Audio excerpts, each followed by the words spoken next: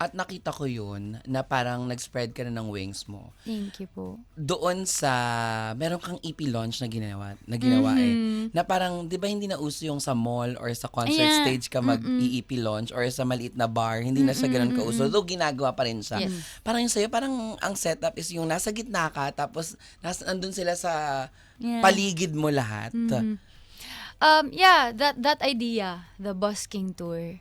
Yun na bang Ayun, start ng busking busking. tour? Yeah. Is it the start nung tour na ginagawa nyo? Kasi ang recent na subaybay ko sa'yo, hindi man kita chinachat or hindi, di ba? Or I love you, this hindi kita chinachat or whatsoever, pero alam ko, kinilabutan ako at na-teary-eyed ako nung nakita ko yung hindi ka makapaniwala, yung when Maki surprised you sa Fairview. Yes. Na nakita ko na parang, totoo ba to? Inaantay nyo ko. At, di ba, inaantay ka ng mga tao at sinisigaw nila yung Angela Ken. Sinasabayan nila yung mga kanta mo na. At, nung nakita mong nandun yung lahat ng mga taong yun, parang ikaw mismo, hawak mo yung tumbler mo. Right? Hawak mo yung tumbler mo at yung cellphone mo, nag-a-ask ka na, totoo ba to? Nandito kayong lahat. Nanginginig ako nun. Yes. Kasi parang feeling ko nananaginip ako kasi sobrang OA. We started that busking tour. Countdown siya nung Kulimlim era na hindi pa alam ng mga tao na si Kulimlim part siya ng Panahon EP. And it was weird kasi hindi naman typical sa artist na mag-promote through a busking setup. Na syempre you need to communicate with the community ng mga buskers, ganyan. Kasi ako personally, I want them to reach me. Gusto ko kasi sobrang Intimate. lapit ko sa kanila.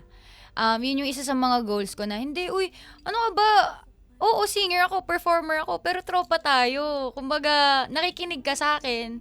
Tapos, kinakanta ko yung mga sinasabi nyong unsaid thoughts nyo.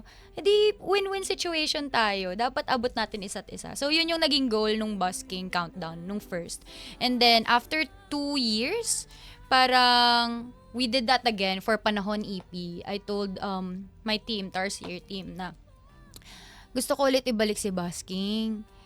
Tapos, kung ilan man, okay lang. Kasi busking naman yun eh. Kahit 20 lang, 10 lang sila. Okay lang ako dun. Kasi at least nakikita na nila ako na physically nakikita nila ako. And it's free. Like, you can go there ng libre. Ganon. And it was such a blessing na with the help of brands, with the places like SM, ganyan, they helped us. So, nung una sa yung first stop, busking stop, sobrang gulat na ako nun kasi nagawa ko yun nung Kulimlim, parang mga nasa 50 lang yung mga tao. I mean, madami na yun sa akin, of course.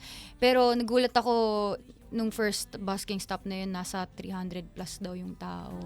So sabi ko, lo, totoo ba to? Tapos kinakanta nila. Doon ako unang umiyak kasi hindi lang ako naman muna yung kinakanta nila. So sabi ko, oh no, totoo ba? Kasi parang nasuot ako ang expect ko na, ako naman muna go. Kakantay nila yan. Love nila yun, gano'n. And then they sang Baka Bukas. Sabi ko, grabe si Lord. Kasi after that first stop, nagsunod-sunod siya and we didn't expect. Like, wala talaga. Like, sabi ko sa team ko, huwag tayong mag-expect, guys. Kung ano man mangyari, si Lord na yun. Si Lord na bahala. Huwag tayong mag-expect. Or, let's just give our all. Kahit ilan pa yan. Or kahit anong mangyari. Ganyan. Padami siya ng padami. Like, sobra na hindi na siya busking. Lalo na nung Fairview. As in, second floor, punong-puno talaga. Tapos akala ko mga nadaan lang. Hindi, mga nakaupo sila dun sa second floor. So talagang nakaabang sila. Tapos sobrang nakakalula yung dami ng tao na hindi na talaga siya busking. Para na siyang mall show. And for me na, totoo ba? Hindi naman ako katulad ng mga kaibigan ko. Ganon yung feeling ko nun. Na kaya din nung pumunta si Maki nun, gulat din siya. Nag-iyakan pa kami ng very, very light sa stage. Kaya sabi niya, "Uy, ang daming tao."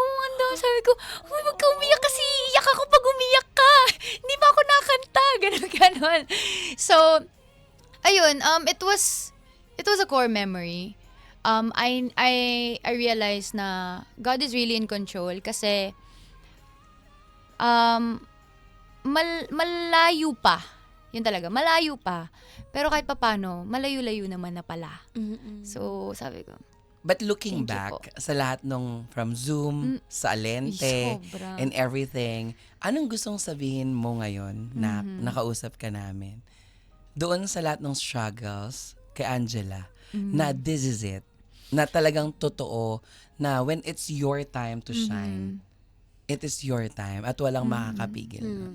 Ako siguro yung sa old, or sabihin natin sa nagsa-start pa lang, or sa nagda-doubt na Angela Ken before, there were a lot of baka bukas for us, for me. And it's so nice na unti-unti, yung mga baka bukas na yun, nangyayari na siya ngayon.